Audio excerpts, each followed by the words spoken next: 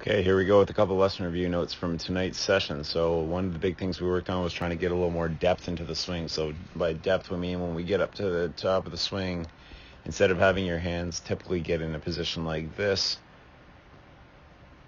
barely outside your foot line, we're working on trying to get your hands to go a little further back. So we want to get them so they're basically outside of your right heel or somewhere around your right heel. So force that rotation. So when we get up to the top of the swing here, you can see that if we draw a line from your hands down to your right heel, that's creating more depth. That's a far better shoulder turn.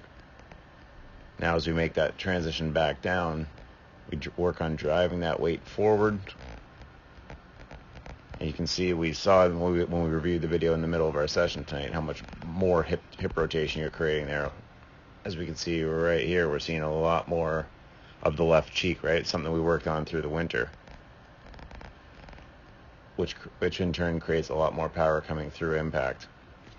The last little tidbit is working on the club face position, right? We saw quite a bit of straight divots today, which means our club path has been pretty much taken care of. Everything tends to go a lot straighter.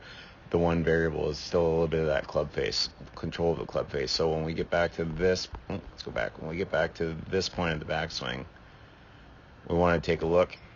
We'll zoom in if we can here to make sure we're at that 11 o'clock position and not rolling our hands open. So this one's a pretty good one. Yeah, there we go.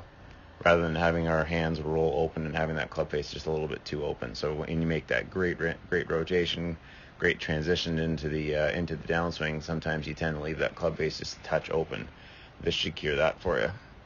Other than that, pretty good stuff. I'm glad it was just some little tweaks there to make you a little bit more consistent. Put a little bit of work into this, and I think it's going to get even better. We'll see you next time.